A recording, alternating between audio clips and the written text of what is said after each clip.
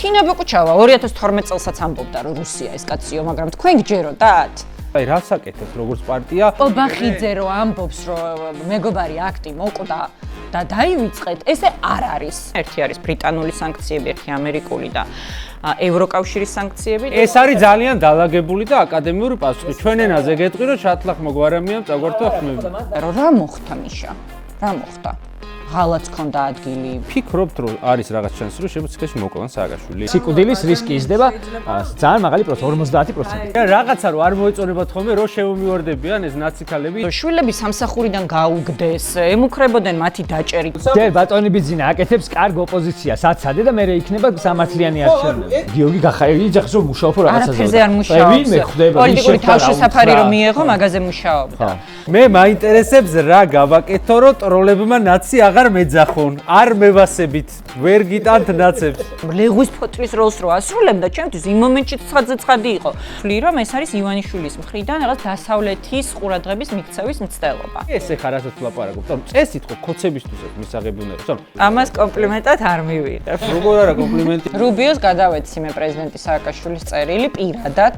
აუცილებლად შერიგებისკენ უნდა წავიდეთ, არა მხოლოდ ახლები, არამედ ყველა, ვინც ამ ბრძოლაში ვართ.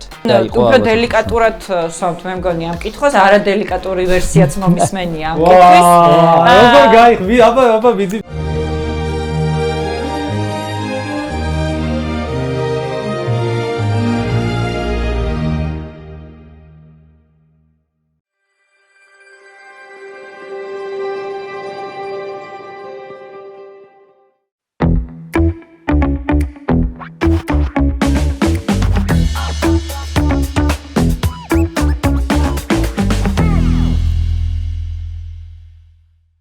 მოგესალმებით მისმინეს მაყურებელს, ეთერშია ჩვენი ყოველკვირეული პოდკასტი ცხელის კამი, რომლის სტუმარიც არის დღეს თინათინ ბოკუჩავა და რომელსაც ტრადიციულად გაუძღვებით გიორგი ახობაძე და თორნიკე რაზმაძე. გამარჯობა. გამარჯობა თინა. ძალიან დიდი ხანია გვინდოდა რომ ყოფილიყავით ჩვენი სტუმარი და ამ ტურბულენტურ პოლიტიკურ რეალობაში რაღაცნაირად მოხერხდა. ხან გიორგის დახვდნენ და კონდიციებში არის ვერ იყო კონდიციებში. ეხლა კი სიცილით ვამბობთ, მაგრამ ძალიან სერიოზულ რაღაცას გადარჩა, მაგაზეც მე შეგვიძლია ერთი ორი სიტყვა ვთქვათ. ხო, მოკლედ, საკმაოდ მძიმე რეალობა გვაქვს ქვეყანაში, არავის უცხო არ არის, მიუხედავად იმისა, რომ ჩვენ მათ შორის გადაცემაში ხანდახან ვცდილობთ ხოლმე, რომ პატარა იუმორისტული შტრიხი შემოვიტანოთ, უფრო და უფრო გვიჭირს ეს ამბები. პირველი კითხვით დავიწყებ, ალბათ რადგან თქვენ ბრძანდებით ნაციონალური მოძრაობის თავმჯდომარე, რა ხდება ამ წუთას ნაციონალურ მოძრაობაში იმ კონტექსტში და იმ ვითარებაში, როდესაც პარტიული ნომერი გაგიუქმეს, თუ რა ქვია იმ კაცს ტრისტანამ წაიღო. გადასცეს სხვას. ასევე იგეგმება ზოგადად პარტიის გაუქმება საკონსტიტუციო სასამართლოთი. ამ რეალობაში თქვენ როგორც პარტია, საერთოდ როგორც საქმიანობა, აი ყოველდღიური საქმიანობა რაში გამოიხატება, ეგ მაინტერესებს პირველ რიგში. კიდევ ერთხელ მოგესალმებით, ძალიან დიდი მადლობა მოწვევისთვის. საინტერესო და განსხვავებული ფორმატია ჩემთვისაც და დარწმუნებული ვარ, რომ მაყურებლისთვისაც საინტერესოა და კიდევ უფრო აქტუალური გახდება ესეთი ფორმატები, იმიტომ რომ ეჭვი მაქვს, რომ პარტიების შემდეგ ივანიშვილი ტელევიზიებსაც მიადგება. რაც შეეხება ნაციონალურ მოძრაობას, კი ეს 5 ნომერი ვიღაცას გადასცეს ეგრეთ წოდებული არჩევნების დროს, თუმცა არავინ არ იცის ეს ადამიანები ვინ არიან. და თავად პარტიას, როგორც ვიცით, უკვე დიდი ხანია რეჟიმი ემუქრება გაუქმებით საკონსტიტუციო სასამართლოს გამოყენების გზით. ნაციონალური მოძრაობა ამ თვალსაზრისით ერთადერთი არ აღმოჩნდა, მიუხედავად იმისა, რომ ჩვენ მიჩვეული ვართ, რომ 13 წლის მანძილზე 2012 წლიდან ჩვენ ვიყავით ყოველთვის რეჟიმის მთავარი სამიზნე. ახლა ჩვენს რიგებში, ყოველ შემთხვევაში ამ ეტაპზე არის პარტია ახალი, ისე როგორც პარტია ლელო. საბოლოო გადაწყვეტილება საკონსტიტუციო სასამართლოსი რა იქნება ამ ორ პარტიასთან და განსაკუთრებით ლელოსთან მიმართებაში, რომელმაც მონაწილეობა მიიღო 4 ოქტომბრის ჩვენი გადმოსახედიდან სპეცოპერაციაში, ხოლო მათი გადმოსახედიდან ჩემდა სამწუხაროდ ადგილობრივი თვითმმართველობის არჩევნებში.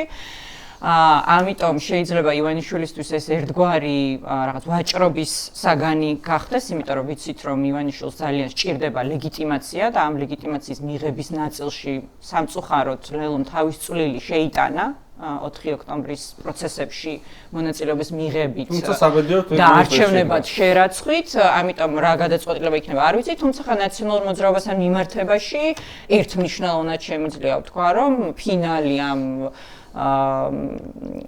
ტრაგიკომედიის, რომელსაც საკონსტიტუციო სამართალთან არაფერი აქვს საერთო, ყველამ ვიცით, რომ იქნება გაუქმება. იცით რა მაინტერესებდა და უფრო დეტალებში ამდენად შესაძლებელია ამ დეტალის მოყოლა. თქვენ ხართ ერთ-ერთი ყველაზე ძველი პარტია და ტრადიციული, ერთ-ერთი და შეიძლება ყველაზე დიდიც და ყველაზე ტრადიციული ოპოზიციაში. ხო, თავის პარტიული სტრუქტურად გაქვთ, მოქმედი რაც არის, ხო, რეგიონალური ოფისები, ასე შემდეგ და აი ამ რეალობაში როგორ ფუნქციონირებთ რა, აი რა შეხვედრები გაქვთ კიდევ ბოლოს პოლიცსაბჭო მახსოვს თქვენი თორსტები 4 ოქტომბრის თემას ეხებოდა, ანუ ზოგადად ეს პოლიცსაბჭოს შეხვედრები გაქვთ, ხალხთან შეხვედრის ფუფუნებაც აღარ არის მე მგონი, იმიტომ რომ არ ვიცი თუ არის მაინც ხვდებით, აი რას აკეთებთ როგორც პარტია მე ვიცი რომ დადიხართ უცხოეთში და გაქვთ რაღაცა ტიპის შეხვედრები და იგივე სანქციებს აქტიურად ადვოკატირებთ, მაგრამ აი ამის გარდა აი რა რესურსია დარჩენილი მაინტერესებს და რას აკეთებთ? ხო, ყოველთვის ვამბობ ხოლმე რომ ძალიან მნიშვნელოვანია ჩემი აზრით რეჟიმზე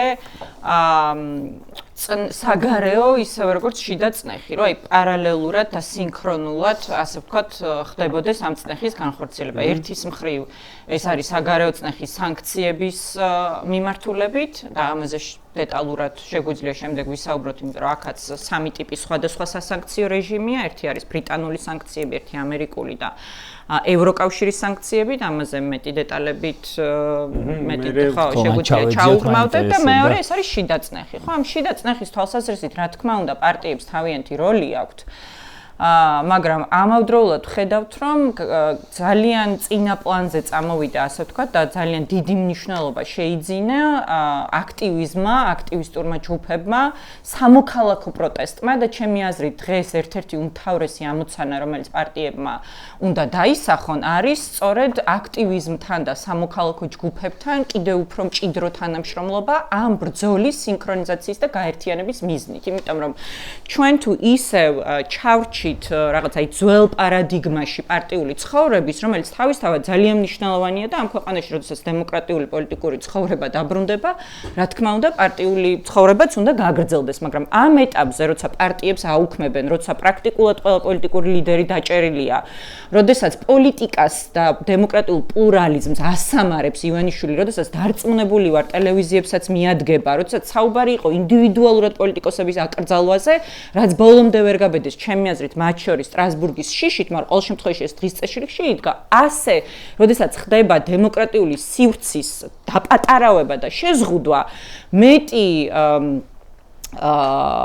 როგორ გითხრათ, აი ინოვაციური, ასე ვთქვათ და უფრო რაღაც ახლებური ხედვების ძიება გვმართებს და მეტი სინერგიების ძიება სხვადასხვა აქტიურ ადამიანებს, ვიდრე მაინც და მაინც პარტიულ სტრუქტურებში ჩაკეტვა, მიუხედავად იმისა, რომ რა თქმა უნდა, ეს ძალიან მნიშვნელოვანია და ადამიანი, რომელიც 13 წელია ნაციონალურ მოძრაობაში ვარ და ნუ პრინციპში სხვაგან არ ვწყობილ ვარ მას შემდეგ, რაც პოლიტიკური საქმიანობა დაიწყე 2012 წელს, რა თქმა უნდა, განუზომლად დიდია დემოკრატიაში პარტიების ცხოვრება და როლი და არც ეს მიმაჩნია სწორად სხვათა შორის ხშირად არის ხოლმე ერთგვარად რაღაც პარტიების როლის სტიგმატიზირება. აი ესეც გამოგვივიდა, ხო? ამას ქართული ოცნება უწყობს ხელს ადამიანების გაშავებით, ანტიპიარით, მაგრამ ხანდახან ვფიქრობ, რომ ჩვენც ვუწყობთ ხოლმე ამას ხელს. იმ თვალსაზრისით, რომ აი ეს ნდობა, რომელიც უნდა არსებობდეს საზოგადოებრივ ჯგუფებსა და პოლიტიკურ პარტიებს შორის, ამაში მეტი რესურსი უნდა ჩადოს ორივე მხარემ. ალბათ პოლიტიკოსებმა კიდევ უფრო მეტი ვიდრე. ხო, ალბათ ფორმა უნდა შეიცვალოს ურთიერთობას, მოდიშნა გაწყვეტინებ, აი ეხლა ჩვენთვის მიმდინარე პროცესების უკვე პარტიებს პრობლემა შეექმნათ ფინანსური, ვთქვათ, ინფრასტრუქტურული გაუქმებაზეა ლაპარაკი. დაუშვათ ესეთი ხო ბევრნაირი ვაჭრობის სტრატეგია შეიძლება შემოგთავაზოს რეჟიმმა. როგორც ახლა ნაციონალური მოძრაობის თავმჯდომარისგან მაინტერესებს ეს გაუქმების, ასე ვთქვათ, საფრთხე და ნაჯახი, რომელიც დაკიდებულია, დიდხანს რომ გამოიყენოს ბიზნესმა როგორც შანტაჟის ინსტრუმენტი და დაუშვათ ეს ჰიპოთეტურად ეს სცენარი, რომ ადამიანელი არჩევნები ჩანიშნა და პარტიას გადარჩენისთვის, ეხლა მით უმეტეს ამ სიტუაციაში, შეიძლება რომ შევხედოთ ნეიტრალური დამკვირვებლის თვალით, შეიძლება დაჭირდეს თუნდაც ჩაყოლა ამ თამაშში ბიზნესზე, რომ რაღაცენ თუნდაც ინფრასტრუქტურად გადარჩეს, ფინანსური რაღაც ზურგი კონდეს, ან რაღაცა მსგავსი და რაღაც შეყვეს ადამიანელ არჩევნებში სუფთა იმ მიზნებისთვის, რა მიზნებისთაც შეყოლა უკვე ვნახეთ ერთხელ და პარლამენტში ხედან ის ხალხი უკვე ხა ამ წუთას. ხო, არ არის ეს რისკი ნაციონალური მოძრაობის მხრიდან და შეგვიძლია თუ არა მე და თორნიკემ, რა ვიცი, ეს პირობა მივიღოთ თქვენგან ან რაღაცა რასაც იტყვით იმაზე რომ იქნებით ბოლომდე რა იმ პოზიციაზე. ანუ უფრო დავაკონკრეტოთ შეკითხვა, მოკლედ ამ რეალობაში თუ გამოისრულა არჩევნები 2026 წელს და რა თქმა უნდა არ შეცვალა არც CSKO და არც რამდენად აქვს რესურსი ნაციონალურ მოძრაობას? უკვე ნამსჯელი გაქვთ თუ არა იმაზე, აი ამ რეალობაში დანიშნულ იგივენაირი წესები ჩატარებულ არჩევნებზე რას შვებით? ხო, აი ამ რეჟიმში შეუძლია თუ არა პარტიას გადარჩეს კიდე და რაღაცა მივიდეს იმ წერტილამდე, სადაც რაღაც პოლიტიკის ჩანასახები ისევ გაჩნდება ველზე. გავიგე კითხვა და ძალიან მარტივი პასუხია ჩემი მხრიდან და რა ვიცი, იმედი მაქვს რომ ეს პასუხი ექნება უმეტესობას.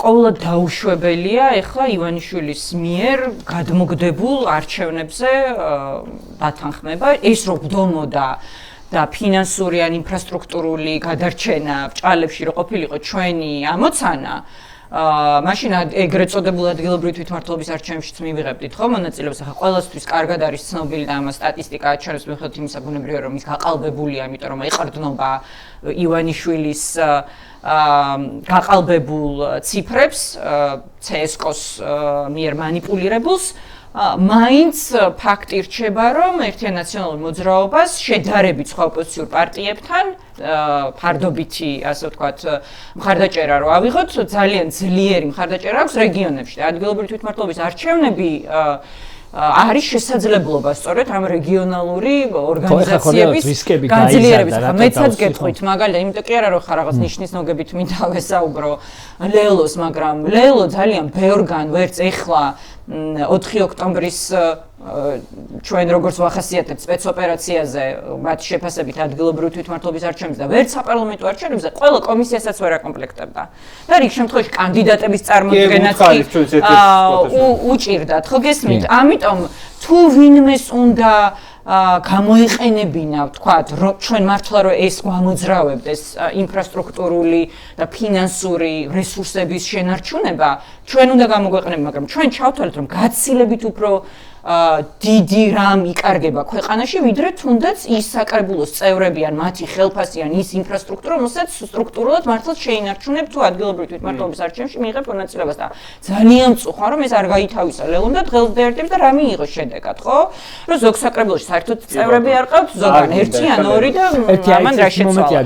ეხლა რა შეიცვალა რისკები იმის, რომ მოდი ესე ვთქვათ, მე ესმის რომ ყველაზე ერთგული ამორჩეველი და მათ შორის წევრები პარტიულ სტრუქტურებში რეგიონებში ნაციონალურ მოძრაობას ყავს გამომდინარე იმ ესე ვთქვათ დროიდან რამდენი ხანიც არის ეს პარტია პოლიტიკურ ველზე, თუ გაქვთ შეფასებული ეს რისკები ასეთ შემთხვევაში, როდესაც პოლიტიკა გაუქმებულია, კიდევ რამდენი ხანი შეიძლება ეს ხალხი დარჩეს ვთქვათ ამ კოლგის ქვეშ, ასაც ნაციონალური მოძრაობა ქვია და რამდენად არის რისკები, რომ მაგალითად კაი ერთხელ ვერ გადაიბირა, მეორჯერ ვერ გადაიბირა, მაგრამ რაღაც მომენტში რაღაც ფუნქცია უნდა ეს გიორგი ჩვენზეა დამოკიდებული.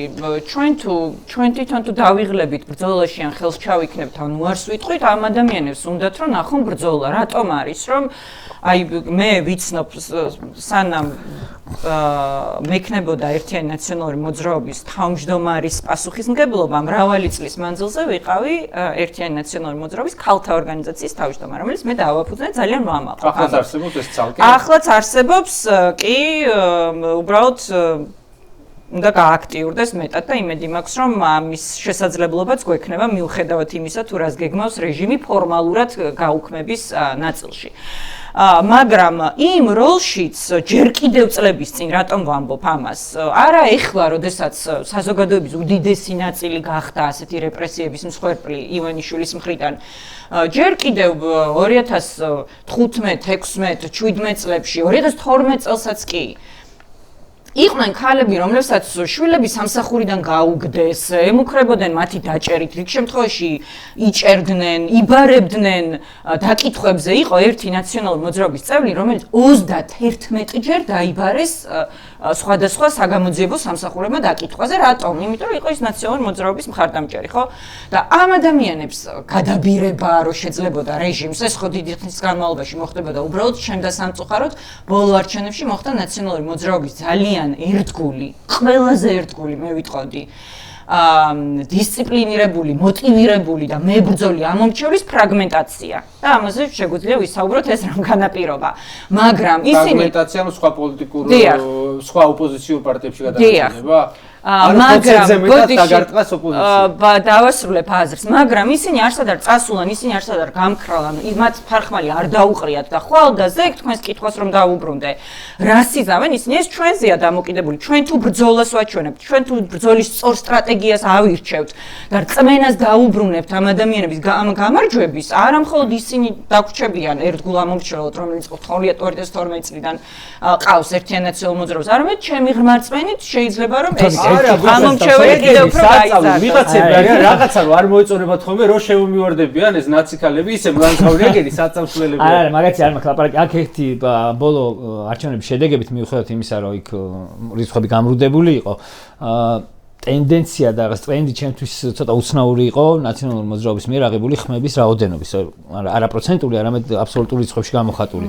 ხო არ გაგიანალიზებიათ რა იყო ამის მიზეზი, ნუ ერთი რაც ვიცით ანა წითლიძე, რასაც ამბობდა წინა საარჩევნო საპარლამენტო არჩევნებში რომ იყო რაღაც პირადობის მოწმობების ეს ვთქვათ კაცებლობა, თუ არის რაღაც აღრიცხული ან თუ არის გამოკვლეული, გამოძიებული ეს რამდენად მასშტაბური იყო და რა იყო, რა რიცხვზე შეიძლება გავიდეთ საორიენტაციოდ, რამდენი ამომრჩეველის პირადობა იყო ჩამორთმეული და თუ ეს ცალკე კომპონენტი და უცნაურად დაბალი მაჩვენებელი იყო ჩემთვის მაგალითად ნაციონალური მოძრაობის აბსოლუტური ხმები 2024 წლის არჩევნებზე. რამე სხვა მიზეზი ხო არ იყო, ანუ თუ გაგიანალიზებიათ არჩევნების მერე ხო, ამაზე მივანიშნებდი სწორედ, რომ ჩემდა სამწუხარო და მიუხედავად იმისა, რომ ოქტომბრის საპარლამენტო არჩევნებამდე მე ძალიან აქტიურად ვადვოკატირებდი და ასე ვთქვათ, დიდ ძალისხმევას ვდებდი იმაში, რომ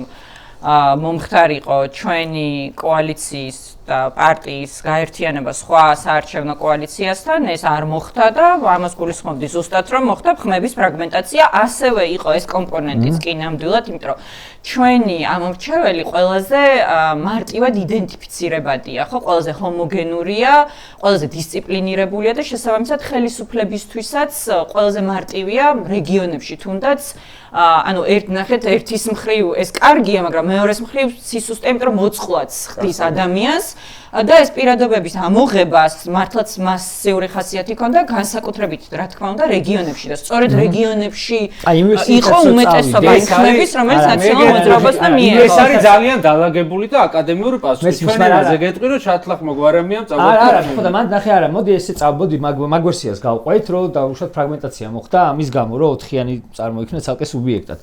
4-яნის და 5-яნის ხმებიც რომ დავაჯამოთ და პროცენტული მაჩვენებელის და აქტიობაც რაც წინა წლებს რომ შევადაროთ, მაინც იქ დიდი დანაკლისია. მესმის კი. და ეს იყო და შეიძლება მე ხმაზეც იყოს ლაპარაკი, რომელიც სადღაც აორთქლდა და ხო, აორთქლდა რამ ხრივ, აორთქლდა ერთი რომ ნაციონალური მოძრაობის ამორჩეველი ლელოს ხმას არ მიცემდა და ბახარიას ხმას არ მიცემდა.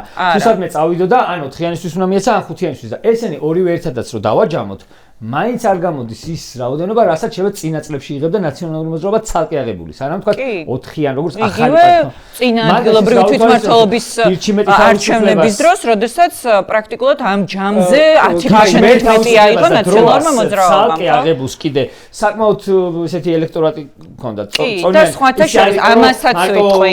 ახალმა წამოიღო ნაციონალური მოძრაობა ხმები. შეიძლება ითქვათ იქ მელიას წამოსვლის მერე გარკვეული ეს ვთქვათ ელექტორალური ეს ვთქვათ კუდი გამოყვა მელიას, მაგრამ იქ რო ნახოთ ხა კოალიცია ცვლილებებისთვის მაჩვენებელი და აბსოლუტური რიცხვები, ხო იქ დროას და გირჩიმეტის თავისუფლების წვლილი საკმაოდ დიდი იყო და ვერ ვიტყვი რომ ერთმნიშვნელოვნად ეს სადღაც მოკლედ მე ვეძებ ამ კეთყვი მომისმენთ ხო არ იყო ეს ხალხი რომელიც სახში დარჩა საერთოდ გიო გაყალბება კომპლექსური იყო შენ ახლა მაგალითად უნდა გაითვალისწინო აი ხო და რაოდენობაზე გეუბნები ნახე აი მაგალითად ის ხო უნდა გაითვალისწინო რომ დილის საათებში რომ დაყარეს ხვები რომ ჟონავსო და სპეციალურად დაყარეს რომ მათ შორის ისეთ ხალხს ვინც ოპოზიციური ამორჩეველი იყო გაეგო რომ ოპოზიციას თუ მისცემდნენ ხმას მათი ხმის შესახებ გაიგებდნენ აი ესეც ხო რაღაცას აკლებს ვიღაცას რაღაც რაოდენობა დარჩა გახდა დაშინების მსხვერპლი და კიდევ ერთხელ ვიმეორებ ნაციონალური მოძრაობის ამორჩეველი ყველაზე მარტივად იდენტიფიცირებადია ხო უმრავლესობა ჩემი აზრით რთულად დასაშინებელია ძალიან მაგრამ ყოველ შემთხვევაში მათი იდენტიფიცირება რეგიონებში კიდევ უფრო ჩვენთვის რთულად წარმოსადგენია ხანდახან რამდენად მოწყვლადი შეიძლება იყოს ადამიანი ვინც არის ან პენსიონერი ან სოციალურ დახმარებას იღებს ან ოჯახის წევრი ყავს პენტენციურ დაწესებულებაში ან საჯარო სამსახურში ხშირად არამც თუ ერთ ოჯახს რომელიც ერთჯერ ქვეშ ცხოვრობს შეიძლება სამ ოჯახს ერთი დასაქმებული ადამიანი არჩენდეს და მასზე ზეწოლით შემდგომ ხდებოდეს ამ ელექტორალური მანიპულაციების განხორციელება ეს ერთი და მეორე რა თქმა უნდა კიდევ ერთხელ ვიმეორებ ამ პირადობების ამოღებასაც საკმაოდ სისტემური ხასიათი ჰქონდა და ნახეთ კიდევ რა არის აქ მნიშვნელოვანი ამ პირადობის ამოღება როდესაც ხდებოდა ეს არამხოლოდ სახში დატოვებული ამორჩეველი იყო, არამედ ეს იყო შემდგომ ქოცის ყულაბაში ჩავარდნილი ხმა, იმიტომ რომ იქ ვიღაც მიდიოდა სხვა ადამიანის პირადობის მოწმობით, რომელსაც ვერიფიკაციის აპარატში ატარებდა კომისიის ის წევრი, რომელიც იყო რუსული ოცნების წარმომადგენელი და უკვე ოცნების ყულაბაში ვარდებოდა ეს ხმა. ანუ ორმაგი დანაკლისი ხდებოდა. და ესეთი იყო ბევრი შეიძლება მათ შორის ისეთები იყო ჯერ არ გაგვიშიფრავს, არც ეგ არ გამორიცხო, ბევრი რამე ხო გავშიფრეთ როგორ აყალბებდნენ. თუმცა ის რომ ვერიფიკაციის აპარატის უკან დამკვირვებლების დადგომა აკრძალეს ოფიციალურად აღიარეს ამით რომ გაყალბების ერთ-ერთი რეალური და მნიშვნელოვანი ინსტრუმენტი ეს იყო რაზეც ჩვენ დიდი ხნის განმავლობაში ვსაუბრობთ იდენტიფიცირებული და ეს რეგისტრირებული ამორჩეველი რამდენი ყავთ თქვენ აი პრაიმერისის ჩატარდა რამდენი არჩევნები ჩატარდა თავმჯდომარის და ასე აი არა ნახეთ როგორ არის და რავი რამე ბაზა არსებობს აი მაგალითად 300,000 ადამიანი რომელსაც თავის პირადი მონაცემები გაგიზიარებთ ამის ბაზა გაქვთ ეგეც არსებობს ეხლაც მაგალითად სულ რამდენიმე თვის წინ კიდევ ერთხელ გავაკეთეთ ამგვარი აღნიშვნა, მაგრამ მინდა გითხრათ, რომ ასეთი ტიპის რეგისტრაციები იყო რამდენიმე ბაზა, მერე მახსოვს ერთ-ერთი პარტიიდან წასვლის დროს, რომ იმასაც კი ამბობდნენ, რომ ეს ბაზებიო ერთ-ერთმა ადამიანმა წაიღო და შემდეგ რაღაც თავის მიზნებისთვის გამოიყენაო. მინდა გითხრათ, რომ ქალთა ორგანიზაციაში, როდესაც ვიყავით, ჩვენი ბაზები გქონდა, ამიტომ კი, რა თქმა უნდა, არსებობს ეს სხვადასხვა ბაზები, მაგრამ ყველაზე მნიშვნელოვანი მაინც არის მიუხედავად იმისა რომ მანიპულირებულია ეს ციფრები ერთის მხრივ მაინც გაყვე CESCO-ს შედეგებს რაღაც იდენტიფიკაციისთვის წლების მიხედვით რომ ტრენდები მაინც ნახო და ამავდროულად კვლევებს და რაღაც აქედან გამოიყვანო მაშინ როდესაც ნაციონალური მოძრაობა იყო ხელისუფლებაში ძალიან დიდ სამუშაოს წევდა ახალგაზრდა ნიჭიერი ადამიანების რეკრუტირებისთვის, მათი დატრენინგებისთვის, ამ პოლიტიკით დაინტერესებისთვის და ასე შემდეგ. ნახე გადავწყვიტო მივარ სადღაც აქ-იქ მოკლედ ამ ტრენინგებს. მაშინ ალბათ თქვენს პატარა იქნებოდით. ხო და ეხლა არ არის ფინანსური რესურსი. ბოლო წლებში თუ იყო ესეთი აქტივობა, აღარ ჩანს ჩემთვის მაგალითად. მაშინ ესენი აშტერებდნენ ახალგაზრდებს, მე დიფტეიტი მაგალითად. და დაშტერება არ არის, ანუ რაღაც ახალგაზრდების და სტუდენტების დაინტერესება პოლიტიკით რატომღაც ძალიან სუსტი არის ჩემი გადმოსახედიდან. ძალიან ცოტა სტუდენტი და თუნდაც დამამთავრებელი კლასის მოსწავლეები, რომელიც უკვე 16-17 წლისები არიან, არის ჩემთვის თვალსაჩინო ამ პროტესტში. უცნაურად გვაკლია ეს ხალხი და სად არიან და თქვათ რატო აღარ აქვს იგივე აქტივობა ნაციონალურ მოძრაობას ახალგაზრდული ფრთის ნაწილში. იმიტომ რომ სანამ უპასუხებს მე ვუპასუხებ. დათვლილია ეგ ყველა არჩევნებზე დამოუკიდებელი საქართველოს ისტორიაში პენსიონერები უფრო მეტი დადიან პროცენტულად ვიდრე ეს თინეიჯერები და სტუდენტები და ბანაკები იქნება რაღაცები რატო აღარ. აი ეხლა ჩემ პასუხსაც გეტყვით თუ სავარაუდოდ უფრო აკადემიურ სიდრე ჩემი. არა, რა ვიცი. ესე იგი, ერთი რომ ეს ნიჰილიზმი ახალგაზრდა ადამიანებში არ არის მაინც და მაინც, ანუ ამ თვალსაზრისით საქართველოს არ არის გამონაკლისი. სამწუხაროდ ეს გლობალური ტრენდია და ყველა მით უმეტეს კლასიკური ფორმაციის პარტია ამას ებრძვის, ასე ვთქვათ, იქნება ეს გერმანიის ქრისტიან-დემოკრატიული პარტია თუ ნებისმიერი სხვა და ამიტომ არის ასეთი მნიშვნელოვანი სეგმენტი, ელექტორალურად ახალგაზრდების სეგმენტი, იმიტომ რომ ეს გლობალური ტრენდია, რომ ახალგაზრდები ზოგადად განხიბლული არიან პოლიტიკიდან.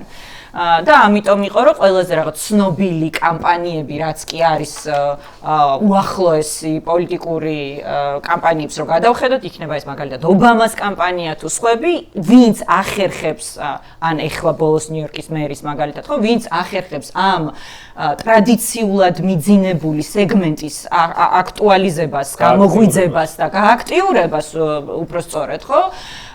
ის ასევე ახერხებს რაღაც სრულიად ახალი სიტყვის თქმას პოლიტიკაში და როგორც წესი იმარჯვებს. ამიტომ ამ თვალსაზრისით საქართველოს მაინც და მაინც არ არის გამონაკლისი. თუმცა ეს იმას არ ნიშნავს, რომ ჩვენ ამაში რესურსი არ უნდა ჩავდოთ, იმიტომ რომ მე მართლა მჯერა, რომ დიქტატურის დამარცხება შეუძლებელია თუ ახალგაზრდები ერთის მხრივ არ გაბრაზდებიან და მეორეს მხრივ ამ ბრაზის ჩენელინგს, აი როგორ ვთქვათ, მიმართვას ხო არ მოახდენენ პოლიტიკურ პროცესში, იმიტომ რომ გვინდა არ გვინდა რაოდენ მოგწონს ან არ მოგწონს ნაციონალური მოძრაობა ნებისმიერი სხვა პარტია ჩვენ არ მოგწონს. კი ბატონო, ეს თქვენი არჩევანია.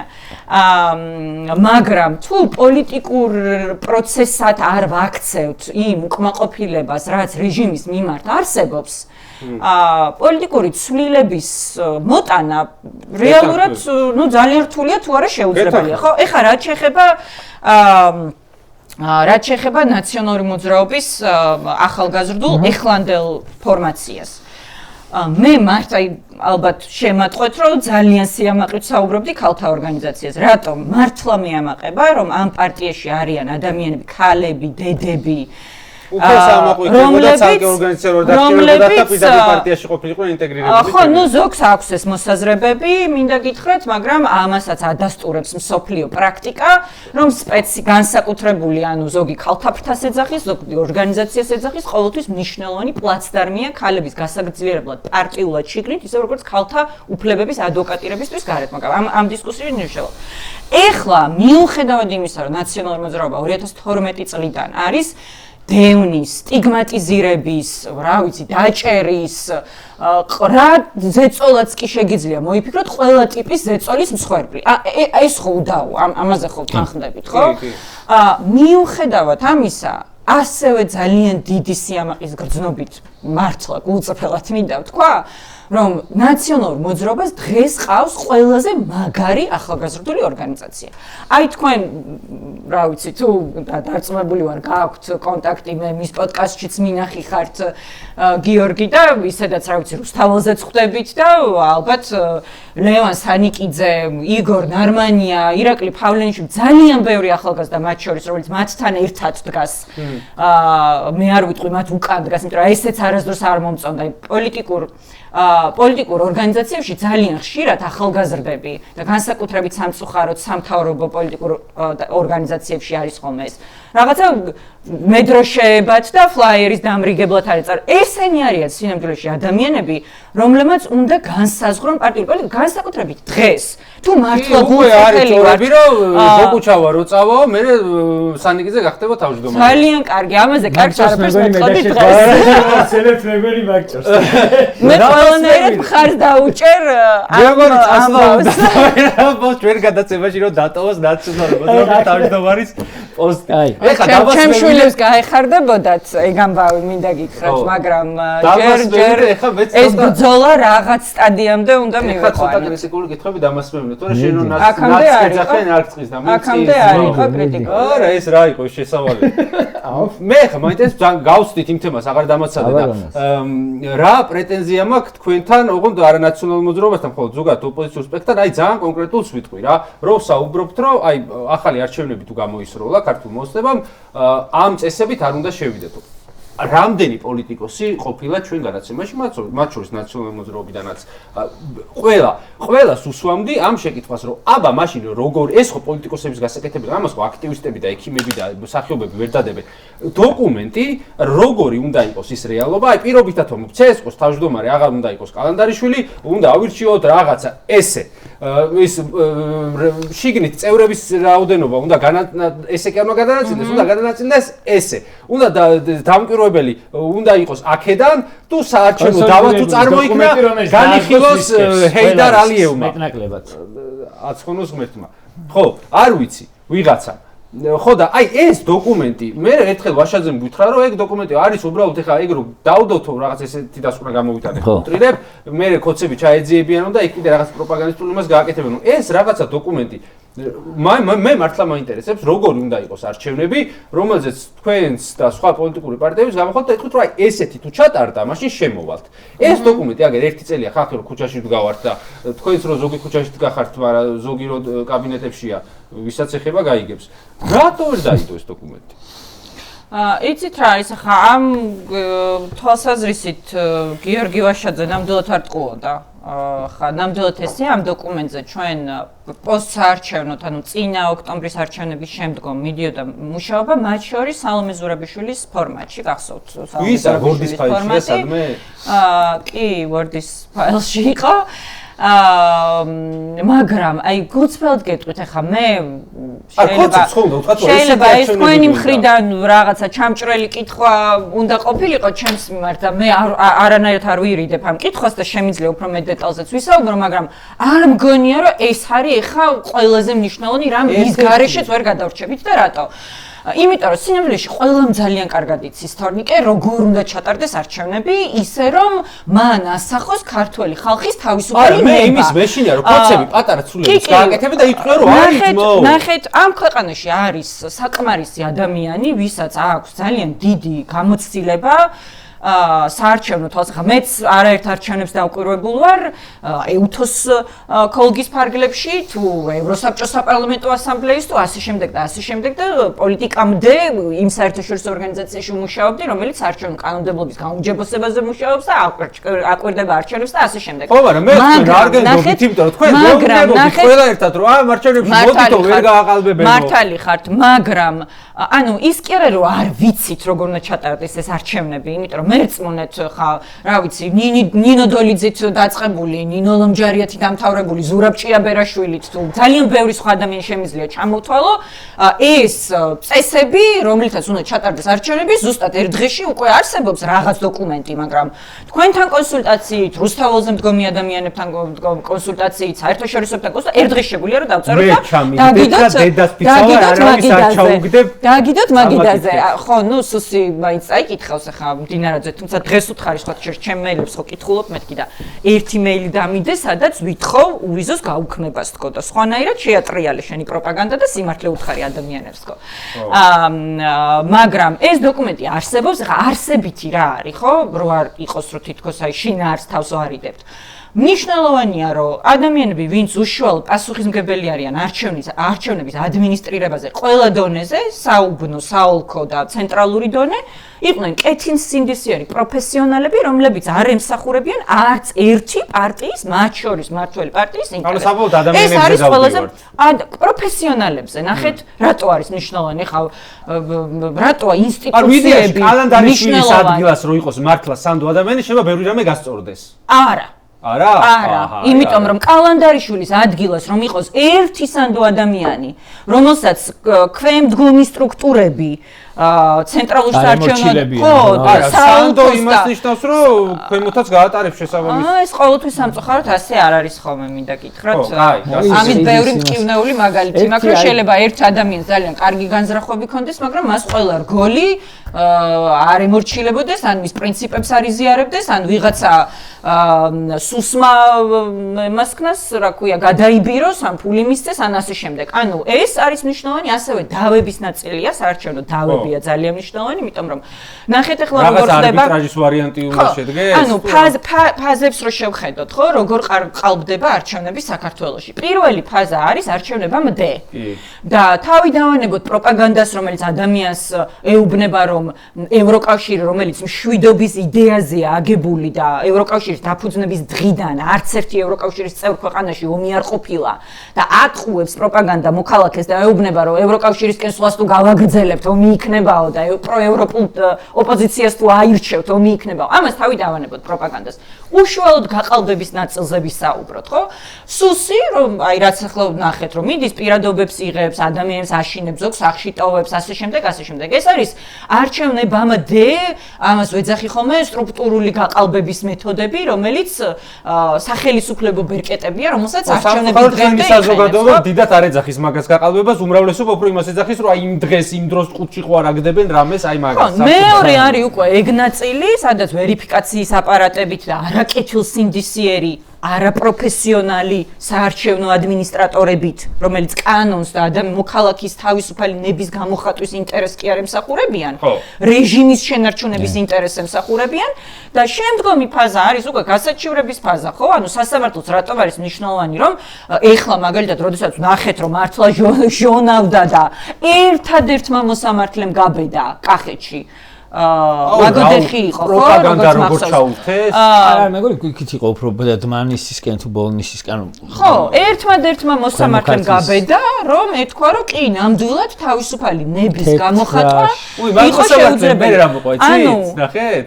არა, ნაცების დროსაც მირეკავდნენ ხოლმეო და მეუბნებოდნენ, რომ ეს საქმე გასაკეთებელია, მაგრამ უარს ვამბობდიო. თურმე კაი მოსამართლე ეგრე იზავს. მაგრამ ეს ხო დავების ნაწილიც ბოდიში და არის ძალიან მნიშვნელოვანი, სადაც თუ თქვათ არჩევნების ჩანიშვნის მომენტში ჩვენ ვერ ვახერხებთ, რომ ყავდეს სრულად დამოუკიდებელი სასამართლო, იმიტომ რომ ეს ხანგრძლივი პროცესია, ხო? ეს ხო ერთ დღეში არ ხდება.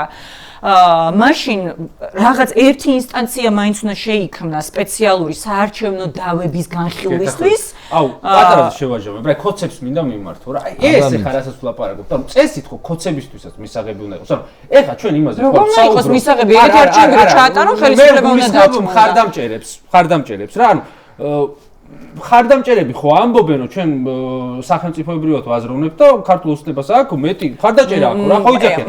ანუ იმას ხო არ ვიძახით, რომ თინათინ ბოკუჩავა და ლევონ სანიკიძე უნდა იყვნენ CSKO-ს თავმჯდომარე. ანუ რო შევთანხმდეთ, რომ ისეთი ადამიანი იყოს გადაწყვეტილების მიღებ თანამდებობებზე, თავმჯდომარე იქნება მოსამართლე ამ შემდეგ, რომელიც რო იტყვის ესე ვეღარ იტყვის მე იმ ადამიანზე, რომ ეს ტყუილს ამბობს. ბატონი ბიძინა აკეთებს კარგ ოპოზიციას, აცადე და მე იქნება სამართლიანი ხო, ანუ ეგეთი სტრუქტურები რო ქონდეს, აი მე ნაციონალური მოძრაობაც ვერ გამოვა, პირობითად ხა თქვენ ხო თვლით, რომ აი ესენი გამოდიან და არ გაყალბებულა და ყვირიან გაყალბდაო. ანუ ისეთ თამაშ წესებზე რო შევთანხმდეთ, რომ ამათაც ვეღარ იყვირონ, თუ მართალია ქართული ოცნება არ ჯობია. რა გინე Facebook-ის ვიდეოს წერ. რა ვიცი, ვერ გავიგე. აი, მოდი მიხეილ სააკაშვილთან დაკავშირებით, მინდა ჩემთვის რაღაც ეხა რაც ხდება ეხა მის თავს ეს ლოგიკური და ახსნადი არის ამ რეჟიმის პირობებში. ჩემთვის ყველაზე უცნაური იყო მის ჩამოსვლა საქართველოში და არ მგონი ამას პასუხი მივიღო, მაგრამ მაინც რა მოხდა? ანუ ის რომ რაღაც მომენტში გავცელდა ხმები, რომ მიხეილ სააკაშვილი არის საქართველოში, ოკეი, და ველოდებოდით. არა, ველოდებოდი, მე პირადად ველოდებოდი მის სტილში, მის გამოჩენას, არა რაღაცა მაგიდასთან, ასე ვქო, 10 სალ ხინკალთან დაჭერეს, არამედ რაღაც ტალღასთან ერთად, როგორც მაგალითად ოდესაში იყო, რა მოხდა მან და ანუ მან რაღაცას დავამატებ კითხოს თუ შეიძლება. იცი რა იყო მთავარი კითხვა, ასე ყველა გადაცემას შოვდა, არავინ არ მოპასუხა, ეხაც ვერ მივიღებთ მაგაზე პასუხს, მაგრამ მაინც დავ. ანუ რო გავიგე რომ ეს ექსცენტრიულია მიშა და გადარეული თუ გინდა თქვენ კარგი გაგებით იგულისხმეთ მე ჩემსაც ვიგულისხმებ, მაგრამ სადღაც რომ მიდიხარ, სადაც ამდენი წელი არ ყოფილ და თან გეგულება იმ ქვეყანაში ისეთი კარგი თანაგუნდელები, როგორც არის მაგალითად თინათინ ბოკუჩავა, ლევან ხაბეიშვილი და ასე შემდეგ. ხო უნდა კითხო რომ აბა როგორი სიტუაცია, ეხა ესე რომ ჩამოვე რაღაცა რო დამიჭერენ ხალხი გამოვარდება, რაღაცა კონსულტაცია ხო უნდა გაიარო. ეს კონსულტაცია თქვენთან თუ გაიარა, თუნდაც ლაპარაკის დონეზე, აი რო ჩამოვიდე, აი რას ფიქრობთ ხალხი როგორ მიმიღებს, ან ხოცები როგორ მიმიღებენ. ეს კონსულტაცია თქვენთან გაიარა თუ არა, თუნდაც აზრის კითხვის დონეზე და თუ გაიარა, იყვნენ ადამიანები, აი სახელმწიფოებს არ გთხოვთ, ვინც ეუბნებოდა რომ კი მიშა ჩამოდი და ჩვენ ამათ დედას უტირებთ. აი ეს მაინტერესებს უბრალოდ. უცნაურად გადაწყვეტილება როგორ მიიღო ჩამოსვლის? თქვენ დაგეკითხათ ას თუ როგორ ჩვევია ხოლმე ჩამოვარდა ეგრევე? ხო, ნახე ეს არ არის მარტივი სალაპარაკო ჩემთვის პირდაპირ გეტყვით, იმიტომ რომ მიშა დღეს რო თავისუფალი იყოს უპირველეს ყოვლისა მინდა გითხრათ რომ ყველაზე საინტერესო რესპონდენტი მათ შორის ამ კითხვებზე თქვენთვის ის იქნებოდა. რა თქმა უნდა.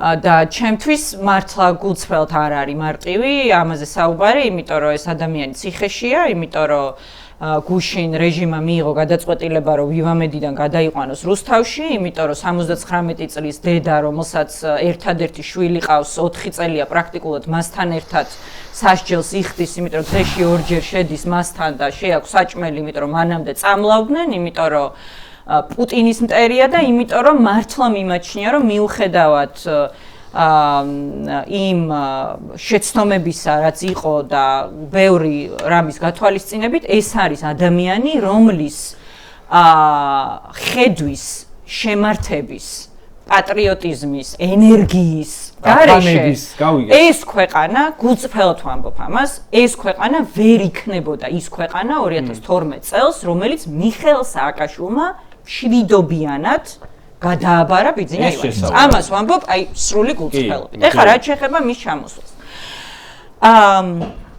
რაც შეეხება მის ჩამოსვლას, ძალიან მძიმე ამბავია, იმიტომ რომ მართლა გიყო. არა, არ ვიცი ხა, მე იმაზე მეტი არ ვიცი, ვიდრე ხა მე თქვენ მოგიყვებით. ხო, რა, მე მართლა მაინტერესებს. მიშა, როდესაც ჩამოვიდა, იმ ღამეს და დაიჭირეს, უბრალოდ როცა დაიჭირეს იმ ღამეს, თორე რო ჩამოვიდა მე არ ვიცოდი, მეც ისე გავიგე როგორც თქვენ, რომ აი ეს ვიდეოები გავცელდა და ნახა ტრუსკავეთში რო ხო. ეს იყო პირველი კითხვა. კარგი ლაპა არც უხსენებია რომ ვარიანტად არ განუხდია თქვენთან? არა. და შოკი იყო რა თქმა უნდა ეს სამი მაჯლაჯუნა რო გამოდგა და მიშა დავიჭირეთო ღარიბაშვილი და ვიღაცა აღარ მახსოვს მაგრამ სამნი რო იყვნენ მახსოვს ეშმაკის მოციქულები და იმ ღამეს მახსოვს მაშინ სხვათა შორის კახა კუჭავა იყო პარლამენტის თავმჯდომარე რომელთანაც ნუ ყველა სხვა თავმჯდომარესთან შედარებით ასე თუ ისე რაღაც ადამიანური კომუნიკაცია მიუხედავად მისი კონცეფციის იყო შესაძლებელი ხო არც კახა და ნუ თხოვეთ თუ მოვითხოვეთ როგორც იყო და პარლამენტარს ხო აქვს უფლებამოსილება ნებისმიერ პენიტენციურ დაწესებულებაში შესვლის, მაგრამ ნუ შაბათი დღე იყო, არ ვიცოდი, მომცემდა თუ არა უფლებას, მაგრამ ნუ ვეცადე ყოველ შემთხვევაში შევძელი რომ შევსულიყავი და ამიტომ მე ვიყავი პირველი ადამიანი, რომელიც მიშასთან შევიდა მისი დაკავების შემდეგ.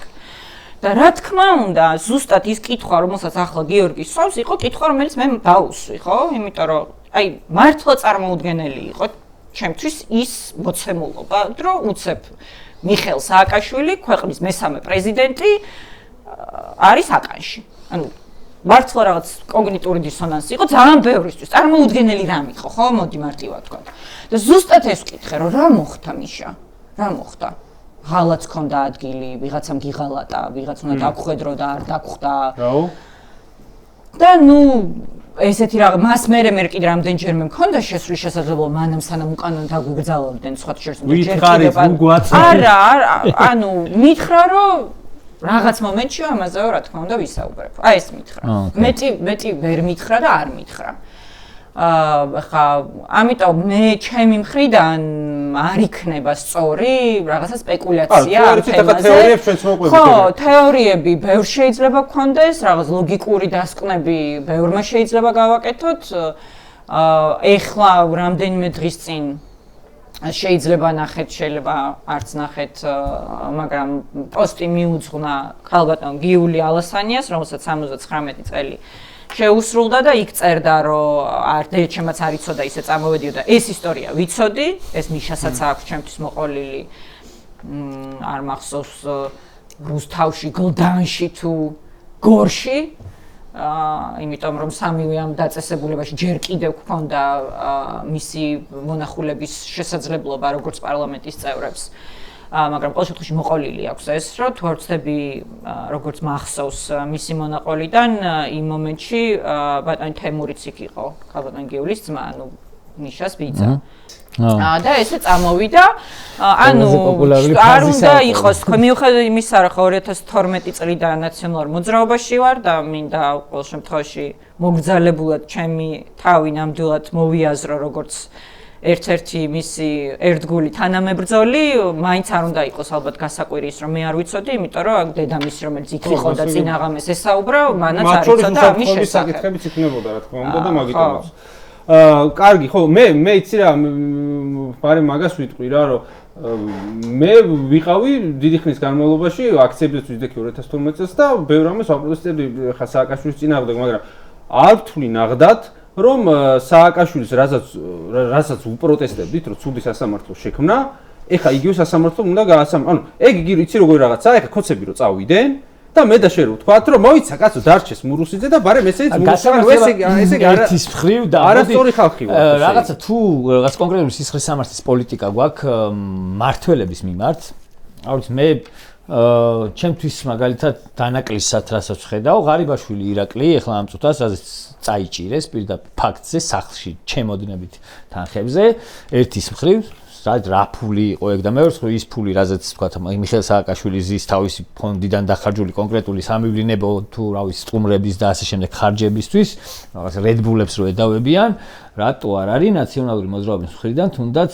ქართულ ოცნებაზე ეს ეწოლა რომ რაღაცა გვერდითი შესასვლელებიდან VIP-ით და რაღაცა იმითი ხო ნუ ეხა ცოტა მე ამიტომ ვიკითხავ გასაგებია როგორ კუთხეში რეალურად მისაყენებლები არიან რა თუ ლაპარაკობთ ან პრემიერ-მინისტრთან გათათხეს ღარიბაშვილი რის თქმა მინდა ერთი და იგივე კატეგორიის დანაშაულზე გვაქვს ლაპარაკი ხო რაღაც სახელმწიფო არალეგალ ის კი არა და აქ ერთის მხრივ აქ არამიზნობრივი ხარჯვაა და იქ საერთოდ ბიუჯეტიდან გაქრობაზეა გაცილებით მძიმე დანაშაულზეა ლაპარაკი და მოდი რა ვიცი წინასწარი პატიმრობა მაინც რატო არ არის და ბარემ ისე დაგვემთხვა რომ ჩვენ რომ მოგიწვევთ იმის მერე გადავიყვანეს სააკაშვილი ციხეში და ამასაც ბარემ რომ რამე კონკრეტულს უკავშირებთ რომ ახლა მაინც და მაინც რომ ახლა ახლა გამოჯობეს აქამდე ცუდად იყო და ახლა გამოკეთდა და მიყავთ რაღაცასთან არის ალბათ კავშირში. მე ესეთი თეორია მოვისმინე სხვათა შორის რომ მიშა ძალიან დიდ ნაწილში ჩვენი საზოგადოების განსაკუთრებით ქართულ ოცნების ხარდამჭერებში არის დიდი ხნის განმავლობაში წარმატებულ საფრთხობელად ქცეული ქართულ ოცნების პროპაგანდიდან გამომდინარე, ნუ არა მარტო, მაგრამ პირველ რიგში მაგით და ნუ ცდილობენ ეხლა რომ ისე გადაიტანონ ყურადღება, იმიტომ რომ მათი მხარდამჭერები ამ დროს მოკეთ ხურდებიან რა, აი მიშას რო ახსენებ, ნაცები არ დაბრუნდა მიშა, რაღაცა და მაგაზე გიждდებიან და თავიანთი მხარდამჭერების აქტუალიზაციას ახდენენ მიშას საკითხის გააქტიურებითო, ეგეთი თეორიაც მოვისმინე. ჩემთვის ლოგიკურად მეჩვენება იმ ნაწილში რომ უფრო ლოგიკური ჯერ არ მომისმენია ვერსია ახლა რატო გადაიყვანეს მაინც და მაინც. ხო, ეხლა რომ არჩევნები იყოს ივანიშვილს რომ ამ თავის ეგრეთ წოდებული არჩევნებზე მძიმე კრიზისი აქვს. აქტივაცია რომ რეალურად სჭირდებოდეს, ხო, მაგრამ გამოეშვა გარეთ.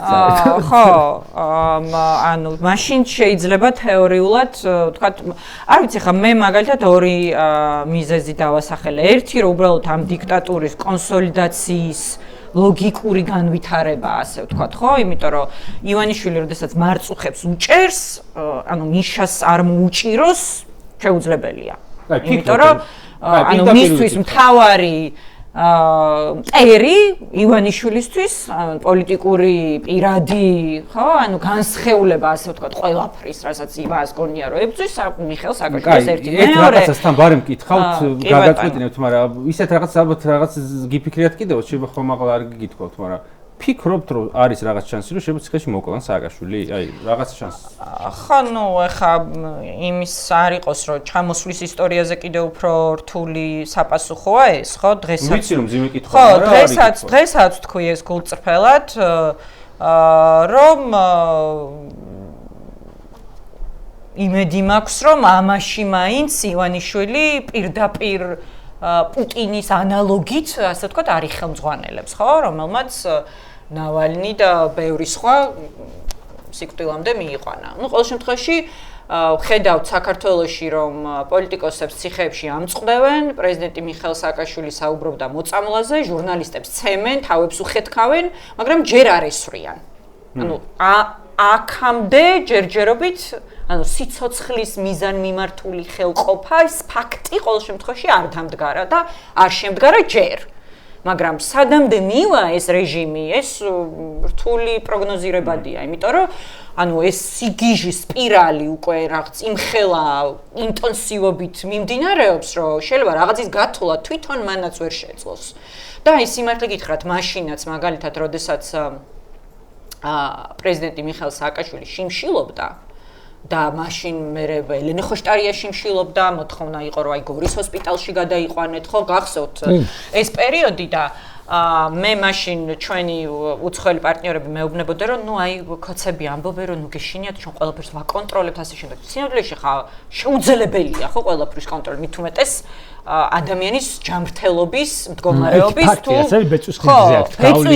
ხიძე აქვს გავლილი და არა მხოლოდ ნოემბრის და დეკემბრის აქციების დროს რომ ადამიანი არ შემოაკვდა ნამდვილად 120 კილოია ადამიანს რომ დაიყვან 58 კილოგრამზე კოცი კი არა, ვინც არ უნდა მარსიანელიც რო იყო, პირდაპირ შეიძლება დაგუგლო და უბრალოდ იკითხო Google-ს ხელოვნური ინტელექტს, რასაც გინდა, აი ამდენი კილო რო ადამიანი და ამდენი კილოზე რო ჩამოვა, რა რისკები იზრდება და პირდაპირ დაგიწოს სიკვდილის რისკი იზრდება. შეიძლება ძალიან მაღალი პროცენტი 50%. დაეცეს, თავი დაარტყას და ადგილზე მოკვდეს, ხა რა ვიცი. დაეცეს არა, უბრალოდ ფუნქციური მოსვლა.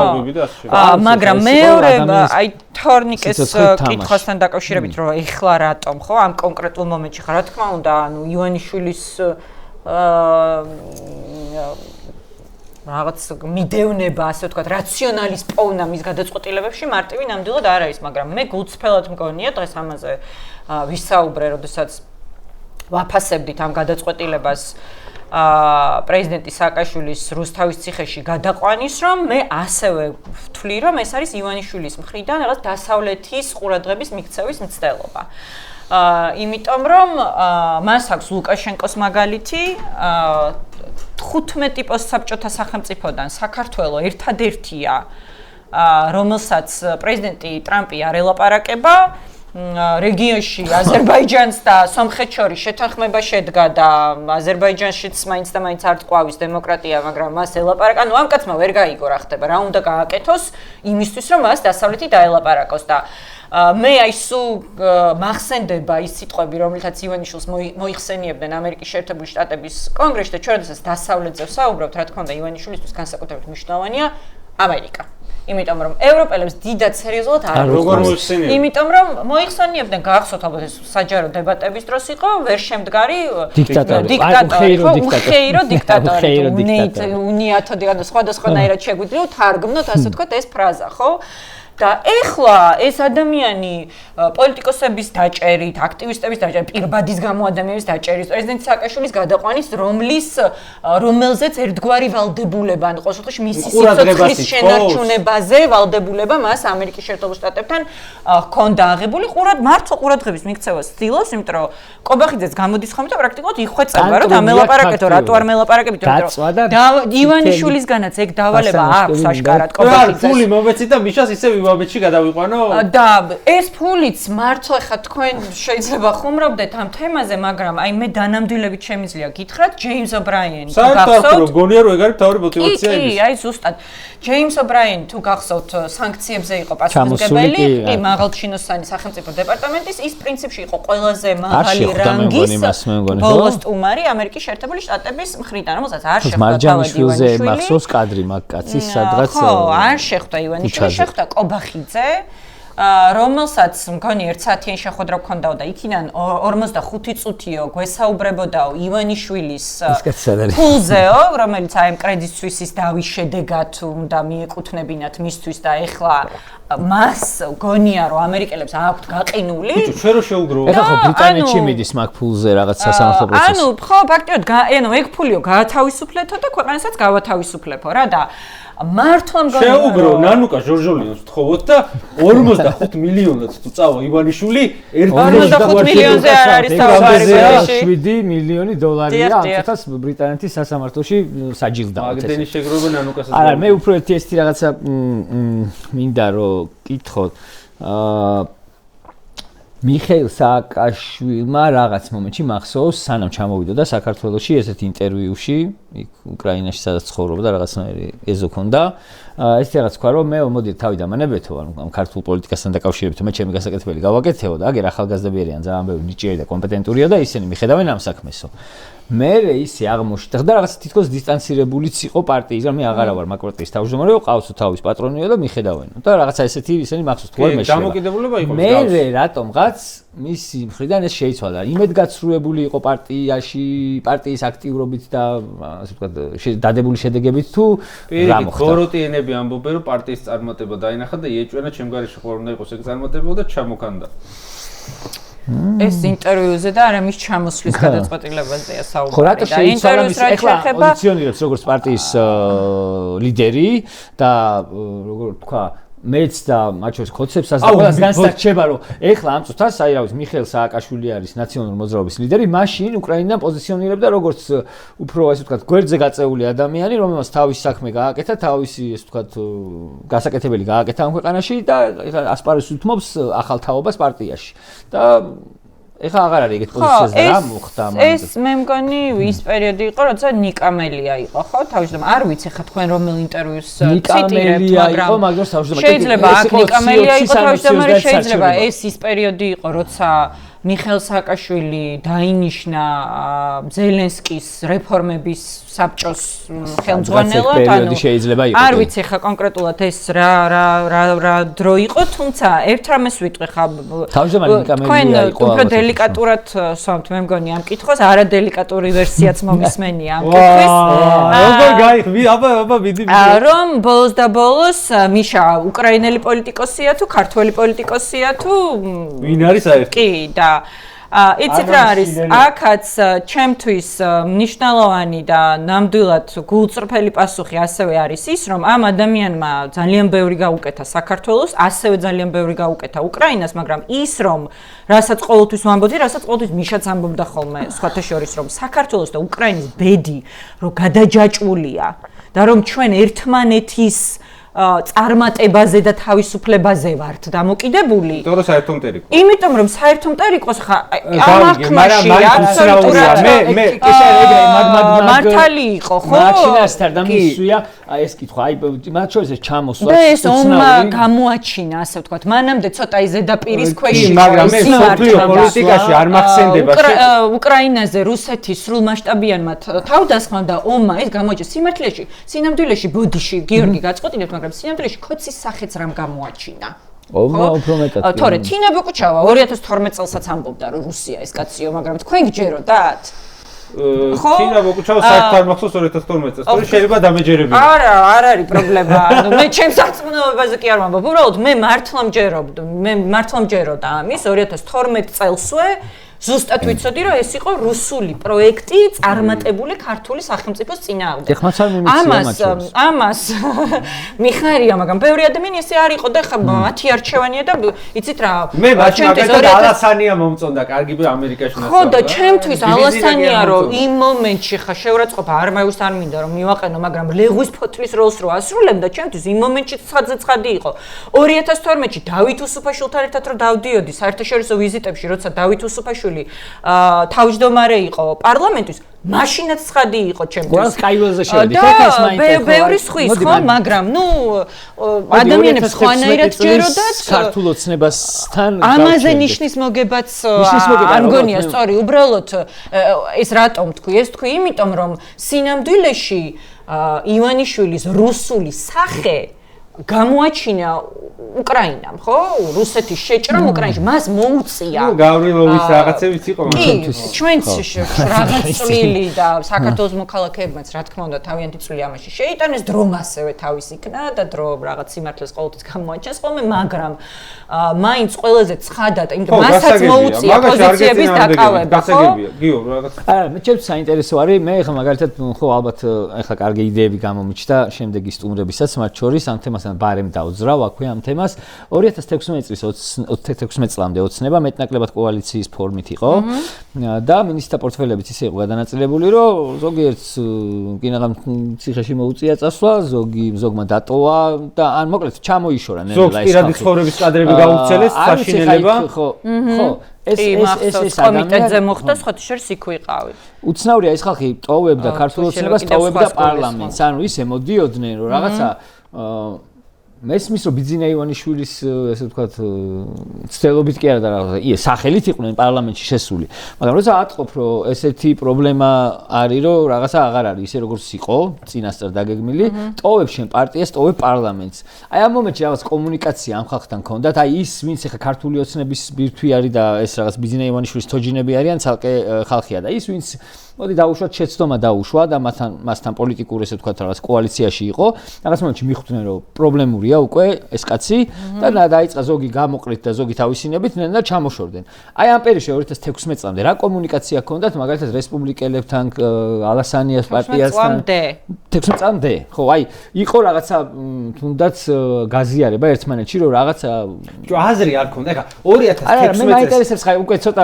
აი ხანია იმის მერე გასული და თუ იყო კომუნიკაცია ან თქვენი მხრიდან ან იმათი მხრიდან რომ რაღაცა ისე არ ხდება 2016 წელს მაგ პერიოდში ნაციონალური მოძრაობა იყო თავის გადარჩენის არსებობის გაგრძელების რეჟიმში. ეხლა შენ რომ ალასანია წამოვიდა და უცბად ბოკუჩავა ან ვიღაცა ურეკავს ხაბეიფილი ან ალასანია არც აი რა მოდი იქ კონსულტაციები გაგვემართა რა ის ნაცები გუშინ წინ აქციაზე ვიდექ თქვენ წინ აღდგა აზრიც არ ექნებოდა ალბათ. იცი რა ალასანია როგორც პოლიტიკოსი რო პოზიციონირდა და პოპულარული გახდა თუ არ ვწდები მიხეილ სააკაშვილის დროს იყო. ამის დროს იყო საქართველოს წარმომადგენელი გაეროში. შავა და თვალში და გაეროში იცავდა ქვეყნის ეროვნულ ინტერესებს და ამიტომ ხალხს რაღაც ეს სიმპათიურებოდა როგორც ეროვნული ინტერესების დამცველი. აი, ისედაც ეს სიმპათიურებოდა ზოგს როგორც პირველ ჯოხი მას ეს გახარიაზეც ამბობდნენ ეროვნული ინტერესების ალბათ რა ვიცი და ეროვნული და სტრატეგიული პროექტის განხორციელების გამო და ამაში რაღაცა იქ როდის გადაიხადა უფლება. აი, კაბელების საქმესთან დაკავშირებით ფაქტობრივად პირველი ჯოხი მას მოხვდა. ხო და მისგან არისო რაღაც კომუნიკაცია თქვენთან ან რაღაც გაზიარება ამ რაღაც წუხილების აი ფარული ჩანაწერებიც იყო არა ალასანიასგან არანაირი წუხილები ყოველ შემთხვევაში 2016 წელს არ მომისმენია ეხლა არა ხო არ იყო არ ვიცი ქვეყანაშია თუ არ არის მაგრამ ფაქტია რომ ანუ ნაცები იყვნენ იქნებოდნენ ბოლო ვისაც შეეხმიანებოდა ან დაელაპარაკებოდა ხო არ ვიცი ხა ეს რამდენად საინტერესო ამ დეტალებში წასვლა მე 2012 წლიდან პარლამენტში ვიყავი და ამიტომ ზედმიწევნით მახსოვს ასე ვთქვათ აი ეს დინამიკა რასაც ახლა გიორგი აღწერს წასვლების და ასე შემდეგ და ბევრ იმდროინდელ კოალიციის წევრებთან მიმუშავია კიდეც ახლა უკვე როდესაც ისინი ოპოზიციაში არიან ხო დავით უსუფაშვილი ვახსენე და ეხლა ლელოშია თამარ კორძაია და ხათუნა სამნიძე ერთიანი ნაციონალური მოძრაობის ფრაქციის წევრები იყვნენ, რამეს არასწორად ხوار ვამბობ გიორგი ვაშაძესთან, ნუ მოკლედ ბევრი მოძრაობა იყო და ბევრი სხვა მაგალითი შემიძლია მოვიყვანო და ნეტა ისე პოლიტიკა კონდეს ქვეყანაში მაგრამ სინამდვილეში მაშინ რაღაცა ნელისვლით მიდიოდა ივანიშვილი, თუმცა ყოველთვის ჩემი ღრმა რწმენით მიდიოდა არა ევროპისკენ, არამედ აი ამ რაღაც ნაცრისფერი გრეიზონისკენ ასე ვთქვათ რა, როდესაც შეეძლო შეენარჩუნებინა იმიჯი თითქოს და ფორმალურად ევროინტეგრაციის პროცესი ქვეყანაში ცოცხალია, მაგრამ ის რომ ეს რეალობა გამხდარიყო და ქმედითი ნაბიჯები გადაედგა საქართველოს მათ შორის მოლაპარაკების გახსნის თვალსაზრისით, ეს ამოცანა ივანიშვილს არასდროს არ ჰქონდა და ვერასდროს ვერ ექნებოდა, რატომ? იმიტომ რომ მისი სტრატეგიული ამოცანები ემთხვევა ვლადიმერ პუტინის სტრატეგიულ ამოცანებს ამ ქვეყანაში და ეს არის საქართველოს შეუმდგარ სახელმწიფოდ დარჩენა, რომელსაც არც ევროკავშირში აქვს მომავალი, არც ნატოში აქვს მომავალი და მხოლოდ რუსეთის გავლენის ქვეშ მყოფი რაღაცა გეოგრაფიული ერთეული შეუძლია ის რაც ვიყავით 2003 წლამდე რეალურად. ეხა მინდა ესეთი შეკითხვა დავგისვათ, როგორც მაგალითად დავუსვით ლევან სანიკიძესაც, რომელიც ჩვენს თეში იყო და ჩემთვის მოულოდნელად გულახდილად და პირდაპირ პასუხები მივიღეთ. მე მაინტერესებს ასევე პირდაპირ პასუხებს თუ მივიღებთ, რომ თქვენ შეიძლება განათლებიდან გამომდინარეც და მჭერმეტყოლებიდანაც გამომდინარე ძალიან ცლად იცით ხოლმე სწორი აზრის გადმოცემა. და რთული ქვეწყობილი წინადები და უფრო ეს ის შეკითხვა რომელიც უფრო კონკრეტული მინდა რომ ვიყვებდე რომ შეიძლება ბევრი ვისაუბროთ ზა ორა შესაძლოა ამას კომპლიმენტად არ მივიდა როგორ არა კომპლიმენტი იყო განათლებისგან გამომდინარე თქო მოკლედ ქვეწყობილი წინადადებები ანუ კოდური სიტყვა რომ არიდებთ კითხვებს თავსო და მე მგონი რომ არ ვარიდებ მით უმეტეს აქ აი ხო ნახავთ მოკლედ პოეტი კომპლიმენტი ნაციონალური მოძრაობის თქვა მისი განათლება ნამდვილად შამბეჭდავი ნაციონალური იმ დროს, როდესაც ქვეყანაში დენი არ იყო, წყალი არ იყო და ჩემ მშობლებს უნდა შეეგროვებინათ ჩემი ამერიკაში გასაშვები ფული. ნამდვილად მაგაზე არის. მადლობა. ჩემ მშობლებს მადლობა. ჩემ მშობლებს თათ ბაგდენი შეგროვა ვერ შეძლეს.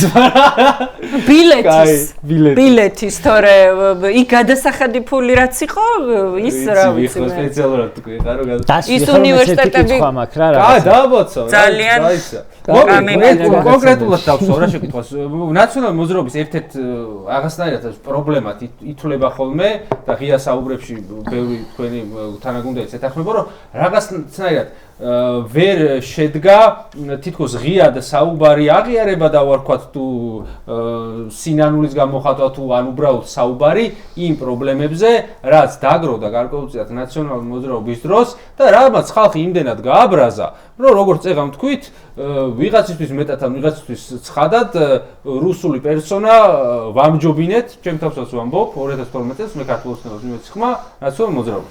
ლევანს პირდაპირ ვკითხეთ, მოკლედ თქო, რომ აი რაები იყო ის, რასაც ჩვენ შეგვიძლია ჩამოთავოთ, უკვე აი ეს იყო ალბათ არასწორი, ეს იყო არასწორი, ეს იყო არასწორი. თქვენ შეგიძლიათ ისე მოკლედ. პასუხისმგებლობების აღებაზე იყო რა, თქვა 2012 წელს. არასწორი იყო, დანაშაული იყო, შეცდომა იყო, რაც კიდევ დავა. ხო, მე საერთოდ ვერ ხვდები რატო ვრცელდება ეგ პასუხისგებლობები ახალგაზრდა პოლიტიკოსებზე. თქვენზეც და ლევანიზეც და ასე შემდეგ, როცა იმ დროს გადაწყვეტილებს თუ მაშინ არ იყავი, უფრო ჯანსაღად შეგიძლიათ შეაფასო. ასე იდეოლოგიურად რაღაცა ფაშისტური ის არ არის, რა ქვია, პარტია და ის რაღაცა დახაუს საკონცენტრაციო ბანაკი არ მოუწია და კრემატორიუმებში ხალხი არ უწია. რაღაცა დანისიღეში უარესები ხდებოდა. ხო, არა, სხვა რაღაცა მინდა რა, უბრალოდ ხომ ესმის, ხო? კაი, ნუ გააბაიგურებ, ჩემი შეკითხვა არის კონკრეტული რა, რას თვლით იმ წარსულიდან არასწორად, მით უმეტეს თუ იმის მაშინ არ ყოფილიყართ თანამდებობაზე, უფრო რაციონალური და ემოციების გარეშე ალბათ შესაძლებელია იმის შეფასება. და რანაირია მაგ პასუხისგებლობის აღება შენ თავზე, რომელშიც საერთოდ არაფერი წვლილი არ აქვს რაღაცეებში, ხო? ხო, პასუხისგებლობის აღება ხა სასიამოვნო ნამდვილად არ არის, მით უმეტეს იმაზე, რაც არ მომხდარა და მით უმეტეს იმაზე, რაზეც შენ არანაირი კავშირი არ აქვს. მე მაგალითად ხოლმე მაგაზე მე რატომ ამრავი? მე მაგალითად მახსოვს 2012 წელს ვიყავი 29 წლის და პირველი სესია იყო მე მგონი პარლამენტში, როდესაც აი მეძახდნენ მკვლელს, ჯალათს და ასე შემდეგ. ხა რა თქმა უნდა არ არის მარტივი ამის მოსმენა, იმიტომ რომ მართლა მიმაჩნდა რომ რა ვიცი მთელი ცხოვრება ვწავლობდი, დაფინანსება მომიპოვე, ამერიკაში წავედი, პოლიტიკური მეცნიერება ვისწავლე, ენები ვისწავლე, ამ ქვეყანაში ჩამოსულიყავი და რაღაც მცირე თუნდაც მინიმალური წვლილი შემეტანა ჩემი ცხოვრების კეთილდღეობაში, ხო? ამიტომ რა თქმა უნდა ხა მარტივი არ იყო ნამდვილად, თან ვიღაც გარეწრებისგან ხა მე არ ვიცნობდი ამ ადამიანების ბიოგრაფიას და რა ნუკრი კანთარიასგან, ანუ ვიღაც მართლა კრიმინალებისგან რა.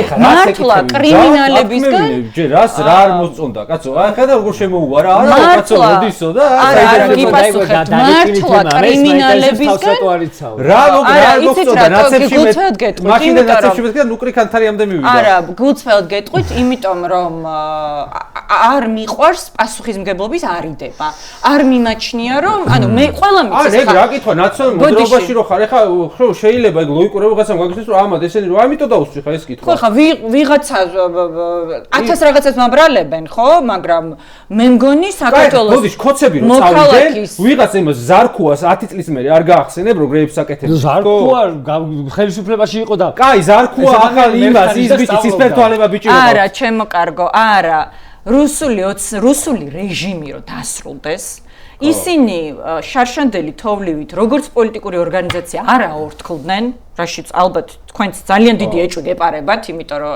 ეს კლასიკური გაგებით პოლიტიკური ორგანიზაცია მე არ მეჩვენება ალოგიკურად კითხვა თინათინ ბოხუჩავას რატო არ შეიძლება კითხო რომ არა გიპასუხდა 13 წლის შემდეგ ადამიანს რომელიც 2025 წლის დღეს რა რიცხვია მოდი ვთქვათ რომ ხვალ მორჩება ეს რეჟიმი 14 ნოემბერს დასრულდება ეს რეჟიმი და 2025 წლის 14 ნოემბრიდან 13 წლის შემდგომ ხვალ გაერთიანდება იმ პოლიტიკურ მოძრაობაში და ერთი დღე არ ექნება ხელისუფლებაში გატარებული თუმცა ამით თავს არ ვარიდებ ნამდვილად და გეტყვით რას ფიქრობთ რომ იყო მთავარი შეცდომა ერთიანი ნაციონალური მოძრაობის რაღაცა ციხე ახლავე მოგახსენეთ ჩემი აზრით ნამდვილად იყო ციხეც იყო სასამართლოს შედეგი სასამართლო რომ ყოფილიყო სამართლიანი დამოუკიდებელი მოსამართლეებს მიეღოთ დამოუკიდებელი გადაწყვეტილებები ყოველგვარი სხვა ტიპის ზეწოლის და გავლენის გარეშე. ეხაც ეგრეა, ვიცი, სასამართლო რო ყავდეს, კარგი, აბა. ეთილსინდისიერი მოსამართლები, ბატონი კოჭლამაზაშვილი, დღეს რომ მიშა სააკაშვილს ასამართლებს, ბოდიში მომითხოვია, არ იყო სანდრო გირგულიანის სასამართლო საქმეში არ ფიგურირებდა და არ მოაწერა ხელი შეწყალებაზე, დღეს რომ პრეზიდენტ მიხეილ სააკაშვილს ედავებიან შეწყალების უფლებამოსილების გამოყენებას, ამიტომ მთავარი შეცდომა ნამდვილად ინკაპსულაცია, ასე ვთქვათ, ბევრი სხვა რამის, რაც არ მოხდებოდა, რომ ყოფილიყო დამოუკიდებელი სასამართლო, ნამდვილად ეს არის და აქაც ახლა იმიტომ კი არა, რომ აი ისევ მიშას უბრუნდები, მაგრამ მართლა მიშა საჯაროთაც აქვს ეს ნათქვამი და ჩემთვისაც აქვს ნათქვამი. რა ყველაზე მძიმე შეცდომა იგი იყო და ყველაზე მძიმე რომ მე ვიწვნიე ეს ჩემ თავზეო. და ნამდვილად ესეა და რაღაც პირველი რამ რაც შემდეგმა ხელისუფლებამ რა ფორმაციისაც არ უნდა იყოს ის უნდა გააკეთოს არის ის რომ სიტყვა ვეტინგი არ უყვართ და მე უფრო სწორედ ამის სტიგმატიზაციას აკეთებენ და რა არის ეს ვეტინგი ხო ეს არის ეთილსინდისიერების ტესტი რომ მურუსიძემ კოჭლამაზაშვილმა და რა ვიცი ხა პროკურორი რო იყო ნაციონალური მოძრაობის დღეს და ხვალ რომ ნაციონალური მოძრაობა უნდა გააუქმოს საკონსტიტუციო სასამართლოში ამ ადამიანებმა არ განსაჯონ ტყუილ მართალი ეს უნდა იყოს ეს ვინგვიშის მე ხა მაინტერესებს მოკლედ ევროპარლამენტი რამოდენიმე ევროპარლამენტართან გადაკვეთა მქონა და რაღაცებს მოკლედ შევჩივლეთ რა ხდება ჩვენს თავს თქო და იქნებ სანქციები დაგვაწიოთ თქო და ასე დიპ სტეიჯში მე რო დიპ სტეიჯში ვხდი ხო და მოკლედ იქ ლაპარაკი იყო რომ ძალიან ბევრი ხალხი მოძრაობსო ჩვენთანო ძალიან ბევრი აზრი ისმისო მოკლედ ფრაგმენტირებული არისო აქამდე ჩამოსული ბოლო კითხვა იყოს ჩემგან აი და მე ძალიან მოკლედ წავკითხვა მაყურებლის 2-3 კითხვა იყო მან ხო მაინც რაღაც საგარეო ფრონტზე საამაყო იყო რომ რაღაცა კარგად მუშაობთო ერთობა არისო პარტიებს შორისო და კონსოლიდირებული რაღაც მესიჯი ჩადისო იქო და ისე აღმოჩნდა რომ არ არის აღარ არის თუ ხო და რა ხდება რო ერთად არ მუშაობენ დივერსანტი ყავს თუ რა ხდება დივერსანტი ყავს კი როგორ არ ყავს ახლა ის ბიზნესის ამბები მართალია დივერსანტები აი პოლიტიკურ ნაწილშიც და თქვათ ისე ნაწილში ბიზნესის ნაწილშიც და ხო ანუ დივერსანტი ნომერი 1 რა თქმა უნდა არის გახარია რომელიც რომელმაც წარმატებით იმუშავა და დატოვეს უცხოეთში ხო მოითხოვა თავშესაფარი და იქ გამაგრდა და იქიდან მორალს გვიკითხავს სამწუხაროდ ლელომ არ ითამაშა დადებითი როლი იმ თვალსაზრისით რომ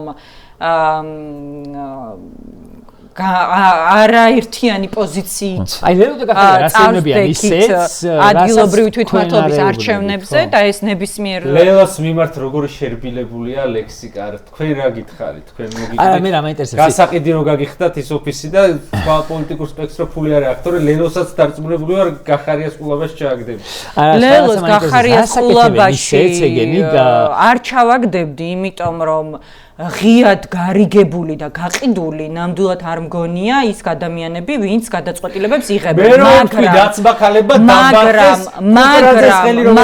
სამწუხაროდ და არაერთხელ მithქვამს ეს ღალატის ტოლფასი იყო და ეს არაერთხელ მithქვამს იმ ეგრეთ წოდებულ არჩევნებში მონაწილეობა და ერთიანი ფრონტით რო ყოფილიყო მაშინ ოპოზიცია გაცილებით უფრო მარტივი იქნებოდა ამ რეჟიმის ჩამოშლა ამიტომ ფინანსური რესურსები სხვაგან ბუდიში ხო მე რა მაინტერესებს აი რას აკეთებენ ისეც ესენი აი რას ელაპარაკებიან ისეც ევროპელ პარტნიორებს რომელიც იმდენად განსხვავდება, თქვათ, დანარჩენი პარტიების ჩატანილი მესიჯისა, რომ აღიქმება როგორც რაღაცა 1000 პოზიცია, აი, მაგალითად იაგო ხუჩია, რასაც ლაპარაკობ. არა, იაგო ხუჩიას არავინ არ უსმენს. არა, რასო და მაგას მეკითხები. ნუ ევროპარლამენტში, ხო. AfD ხა პრორუსული და აბაყობდნენ ჩვენ ვაკროს გავაფორმოთ. აი, შეხედა ქონათ ცოტა ხნის წინ. მე ისე უნება კი არა, ეგეთ რაღაცებს ეუბნებიან, ვინც ეუბნებიან ცუდ რაღაცებს, თქო. იაგო ეუბნება კი არა თქო იაგო რასაც აქ ლაპარაკობს აი ეგეთი აი რაზე მუშაობს მაგათ აი რაზე მუშაობს გიორგი გახარიელი იძახის რომ მუშაობ რაღაცაზე არაფერზე არ მუშაობს პოლიტიკური თავშესაფარი რომ მიეღო მაგაზე მუშაობდა და ლელოს კარგი იქნებოდა რომ ჩვენთან ერთად რეჟიმის დელეგიტიმაციაზე ემუშავა და სამწუხაროდ საპირისპირო როლი შეასრულა, საპირისპირო ფუნქცია შეასრულა. ნუ ხა ლეგიტიმაციაზე აღარ დასმულა კითხვა ეხლა რა შეეხება ერთიანობას გიორგი ძალიან მოკლედ მინდა ხა ამას უპასუხო როგორც თქვენ ამბობთ გადაცემის დასასრულს რომ ჩვენ არ გითხოვს, მაგრამ მეგონი გაგვეცა. კი, ბოლო კითხვაა რა ვიცი. ესე მანიშნე შენ წერატორე, მე შემიძლია დიდხანს ვილაპარაკო. რომ ნუ მოვატყუებთ ერთმანეთს და ნურთ საქართველოს მოქალაქეს. დღეს ოპოზიციას რომ კონდეს ერთიანი ფრონტი, რომ არსებობდეს გაერთიანებული დემოკრატიული ფრონტი, გაცილებით უფრო მარტივი იქნებოდა დასავლეთის მხრიდან უფრო ხისტი მოქმედებები. იგივე ძალიან ხშირად მეკითხებიან ხოლმე რომ რა გახდა ეს სანქციები, რით ვერ დააწესეს ეს სანქციები და ასე შემდეგ. მეგობარი აქტზე რა ხდება კითხები ვეღარ მუშაობს ამ დავიწყებული ძველი ამბავი. რაღა არხები სააკაშვილის რაღა არხია. კაცო, ანუ ხო შეიძლება რაღაცა სხვანაირად. კაი, ხო ბარემ გეტყვით სანამ ფაქტი წავიკითხავდი იმას რა ქვია. რუბიოს გადავეციმე პრეზიდენტი სააკაშვილის წერილი პირადად რესპუბლიკური პარტიის კონგრესზე. აი გუნდოდა რა მეკითხა, ხო ანუ კონტაქტები ისეთი აქ არავის არ აქვს ამ ქვეყანაში და ყველა კარის გაღება შეუძლია კიდე ჩემი აზრით. რუბიოს გათვითცნობიერების დონე მაინტერესებს. მე მგონია რომ საკმაოდ გათვითცნობიერება, მაგალითად თქვენ რომ დაგინახათ, მიხვდა რომ ეს არის ქართველი პოლიტიკოსი იცის? არა. და ხმინც გეტყვით რომ მარკო რუბიო იცის რა ვიცი მე ვინ არის? არ ვიცი, შენ ნებისმიერი ქართველი პოლიტიკოსი მიხეილ სააკაშვილის გარდა გატყუებთ. აუ რა კარგად ჟღერს. ხო, ესე იგი, კაი, უცბად. მაგრამ მე ნამდვილად პირადად ვესაუბრე და ალბათ ამას ასევე ვერცერთი სხვა ქართველი პოლიტიკოსი მეგობარ აქტზე მაყურებელს უნდა შეკითხვა, რომ აი რა ხდება, როდის შეიძლება ველოდოთ უხეშად, გაზაფხულზე? მეგობარ აქტზე? ხო. ხო არის. იცით როგორ არის მეგობარი ესეც სამრცე რატო მოკლედ ვერ ვიტყვი. ხო, მოკლედ ესე ვერ ვიტყვი და პასუხში კი ამუხრუჭებენ ბოდი ამუხრუჭებს ერთი კონკრეტული სენატორი ხო რომელზეც არსებობს ძალიან სერიოზული კითხვის ნიშნები მათ შორის ღიად ხო აი მოკლედ საპასუხო თემა არ არის განსაკუთრებით იმიტომ რომ ბევრს მუშაობთ ამაზე ხო იმიტომ რომ არსებობს ეგრეთ წოდებული დაჩქარებული მეთოდით მეგობარი აქტის გატანა რომელიც ერთ ადამიანსაც ერთ სენატორსაც შეუძლია რომ დაბლოკოს და მეორე არის რომ რაღაც აქტს ხო როგორც იყო მაგალითად ეს NDAA რაც არის ეროვნული თავდაცვის ხო ავტორიზაციის აქტი მაგრამ ასეთი სხვა მაგალითად სახელმწიფო დეპარტამენტის ავტორიზაციის აქტიც არსებობს და აპროპრიაციის ეგრეთ წოდებული და ასე შემდეგ და ასე შემდეგ. ანუ სხვადასხვა საკანონმდებლო აქტები არსებობს, რომელსაც შეიძლება რომ მიებას და ეს პროცესი მიმდინარეა. ეს პროცენტულად ჩვენ მაყურებელს აინტერესებს აი პროცენტულად რა შანსი 70%-ია შანსი რომ მიიღებენ. ყობახიძე რო ამბობს რომ მეგობარი აქტი მოკვდა და დაივიწყეთ, ესე არ არის. ეს შემიძლია ნამდვილად უთხრა თქვენს გასაგებია, გუჯას ხონდა აქტუალურობის შეკითხვა, ესეთი აქტიური ახალგაზრდა, სააკაშვილმა მისი სხვა პარტიელები ახლა რო ლანძღავენ ადამიანებს ვისწლობით ციხე ემუქრებათ იმის გამო რომ მისი პარტია დატოვეს, მაგას ვეთახმება სავარაუდოდ აქ იგულისხმება რაღაცა რამდენიმე დღის წინ თუ კვირის წინ რაღაცა გვარამიაზე თქვა გონი. რაღაცა აღუზრდოთ აღარ მახსოვს მეც და ოღონდ ხო ამაზე რა ამბავია ბოლოს შერიგებისკენ მიდიხართ თუ მიშას ხასიათზეა დამოკიდებული. აუცილებლად შერიგებისკენ უნდა წავიდეთ, არა მხოლოდ ახლები, არამედ ყველა, ვინც ამ ბრძოლაში ვართ. ხო. ხო, კარგი, გასაგებია. კარგი, ბოლოს შეკითხვა მაინტერესებს თქვენი მეუღლის გატაცებაზე მაგ საქმეზე რა ხდება? მათ მაინც გცნეს დაზარალებულად? არა, სხვათა შორის აქედან არც თუ ისე შორს იყო გატაცების ადგილი. დაზარალებულად მაინც გცნეს? თუ ნახეთ, ჩემი მეუღლე დაიბარეს და დაკითხეს. მე დამირეკეს თბილისის საქალაქო პოლიციიდან რომ უნდა დავეკითხეთ. მე ისე მოხდა რამდენიმე დღე ქვეყნიდან გავედი რის შესახებას ამ გამონძიებელს უთხარი რომ რამდენიმე და რო ჩამოვედი აღარ დამირეკეს საერთოდ აღარ დამკითხეს მათ შორის ამაზე ვაპირებდი მეც საჯაროდ საუბარს იმიტომ რომ მათი პროპაგანდისტებისგან მე აი ასეთი უნამუსობაც მოვისმინე, რომ ეს იყო რაღაცა შეთხსული, ხო, მოვიგონე, რომ ჩემ 10 წლის შვილს მოესმინა და შემდეგ ღამე ეთქვა, რომ დედიკო კარი ნამდვილად დაკეტე, იმიტომ რომ ისე ვარ მოვიდნენ და მამიკოს რამე არ ავნონ, ანუ ჩემ შვილი ასეთი სტრესის ქვეშ დავაყენე დედამ პარტიული ინტერესების გამო თუ რისთვის ხო ანუ რაღაც თვით აქტუალიზაციისთვის თუ აი როგორც ბაჩიაშვილმა დაილახა ესეთი ამორალობა ხო ზუსტად ეგ თქვის ხათაშორის ბაჩიაშვილის ცემის შემდეგ რომ ხო ერთი ბაჩიაშვილმა მიაყენა თავის თავს ის მძიმე ფიზიკური დაზიანებები. მეორე რიჟვაძე იკლავდა თავს და ხო და კიდე კოტე იოსელიანმა საკუთარი თავი გაიტაცა. წარმოუდგენელი ამორალობა, აი ამ კითხვის დასმაც კი ერთ-ერთი სახელი და გვარიც არ მინდა ვთქვა იმდენად სამარცხვინო არსებაა და იმ დღეს ჩემთვის ყველაზე მძიმე ბრიფინგი იყო. ახლა შეიძლება თქვენგანაც ყველა კითხვა მარტივი საპასუხო არ იყოს. იყო დრო, როდესაც ქოცები ჯერ კიდევ ტელევიზიებში დადიოდნენ ჩვენთან დებატებზე, 3 მოწვევის პარლამენტის წევრი ვიყავი და წარმოგიდგენიათ იქ რამდენი შეხლა შემოხლა მაქვს გამომვლილი ქოცებთან, ხო? არ ყოფილა მარტივი, ასე ვთქვათ, ჩემთვის საჯარო კომუნიკაცია, მაგრამ ყველაზე რთული, აი გულწრფელად ესეთი რთული მომენტი ამ 19 წლის განმავლობაში არასდროს არ მქონია, როცა იმ ტრიბუნასთან უნდა დავმდგარიყავი და მომეყოლა ის, რაც წინა 24 საათის განმავლობაში გავიარე როგორც ადამიანმა, ქალმა, დედამ.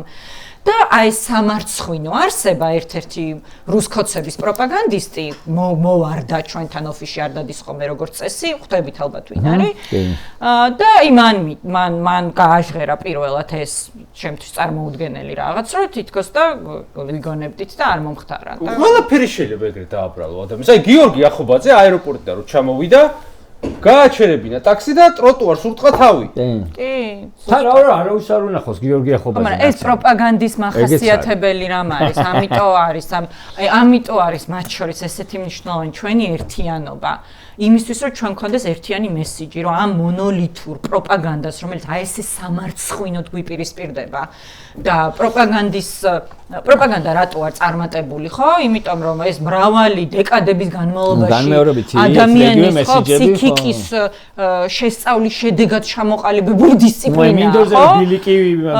ერთი და იგივე, ხო, როდესაც 100 სპიკერი ერთი და იგივე რაღაცას გეუბნება ვითომ სხვადასხვა წყაროდან, ბოლოს იჯერებდა. აქეთ შეიძლება იდგეს მარტო თინა ბოკუჩავა, რომელიც რაღაცას საპირისპიროს გიმტკიცებს ან თორნიკე წერდეს და ამიტომ არის ჩვენთვის ჩვენი ერთიანობა ესეთი მნიშვნელოვანი, რომ ერთი ეხლა მესმის, რომ თავისუფლად მოაზროვნე ადამიანებისთვის და თავისუფლების მოყვარე ადამიანებისთვის, ვინც სინამდვილეში პლურალიზმისთვის ვიბრძვით და პოლიტიკური მრავალფეროვნებისთვის, ხო, მათ შორის, რასაც დემოკრატია ქვია, ჩვენთვის ძალიან ალოგიკურია და ანუ კონტრინტუიტიულია, როგორ თქვა, ანუ ჩვენი ინტუიციის საწინააღმდეგოა, რომ ყველა მერჩნაირად ვილაპარაკოთ. აი, ამიტომაა, რომ პროპაგანდა დისციპლინირებულია, მონოლითურია, ერთი და იგივე იმეორებს და ჩვენ ყველა ჩვენი ხო და ვერტიკალია. ზემოდან ბიძინა რომ ჩასძახებს, ხვებოთ ზარქოას გასდის იგივე. ხო, და ჩვენთვის ეს ანომალიაა, ეს ნორმალური არ არის, იმიტომ რომ პირიქით თავისუფლებისთვის ვიბრძვით, თავისუფალი ადამიანები, მაგრამ უნდა გავითავისოთ რაღაცნაირად, რომ ბრძოლის ამ კონკრეტულ მომენტში, ამ სეგმენტზე, იმისთვის რომ ეს კონკრეტული ბრძოლა მოვიგოთ, მეტი შეიძლება მონოლითურობა არა, მაგრამ იყოს რომელიც ერთიანი მესიჯი პარლამენტის თავმჯდომარე თუ პრემიერ-მინისტრი. არც ხო, მე მგონია წასვლა უნდა აგე ლევან სანიკიძე მოვიდა, ოღონდ ლევან სად არის ქვემოთ ჯერ ბრძოლა მოვიგოთ. რომელი უფრო აღმასრულებელი თუ საკანონმდებლო? ჯერ ბრძოლა მოვიგოთ და მერე ყველა ჩვენ წვლილს შევიტანთ ჩვენი ქვეყნის ევროკავშირში შეყვანაში. აი ეს არის ამოცანა, რომელიც მართლა მე მაგალითად ყოველდღიურად მომწონს. მარტივად ვერ მოვერევით გეუბნები მე შენ. აღარ შემიძლია რა გავაკეთო? მე მაინტერესებს რა გავაკეთო, რომ ტროლებმა ნაცი აღარ მეძახონ. არ მევასებით. ვერ გიტანთ ნაცებს. რა გავაკეთო? შეურაცხყოფა, სხვა არ ვიყენებ, კომპახიცისთვის არ ვიყენებია, მე მგონი. კარგი, მადლობა დიდი მადლობა მადლობისთვის. გისურვებთ წარმატებებს იმ ბრძოლაში, რომლის მიზნებიც ჩვენსას ემთხვევა. რამე თუ არის ისეთი, რომ არ ემთხვევა, იქ არ გისურვებთ. იმედი მაქვს, რომ კიდევ უფრო მეტ რამეში დაემთხვევა და აუცილებლად გავიმარჯვებთ, როცა მეტი გადაკვეთის წერტილი გვექნება, ვიდრე განსხვავებები. კი ბატონო, აქედან გავდივარ, ურეკავ ლევან სანიკიძეს და ვეუბნები, რომ კარგი ამბავი მაქვს. კარგი, დიდი მადლობა. მადლობა თქვენ, მადლობა. ახლა